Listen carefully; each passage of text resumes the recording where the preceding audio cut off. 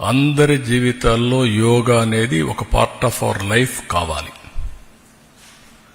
ఈరోజు అందరూ టెన్షన్లో, స్ట్రెస్తో ఈ యొక్క కాంపిటేటివ్ వరల్డ్లో పరిగెత్తున్నాం.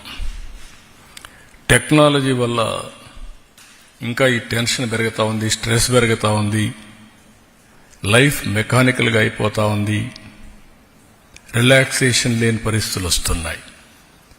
అన్నీ ఉన్నా కూడా ఎక్కడో లోటు, ఆ లోటే ఈ స్ట్రెస్. అందుకనే ఈరోజు వీటికన్నిటికీ పరిష్కార మార్గం, హీలింగ్ ఫ్యాక్టర్ యోగా. దీన్ని ఒక పెద్ద ఎత్తున చేయాలనే ఉద్దేశంతో ఒక రోజేదో సింబాలిక్గా చేయడం, లేకుంటే ఫోటోల కోసం చేయడం, ఈవెంట్ కోసం చేయడం కాదు.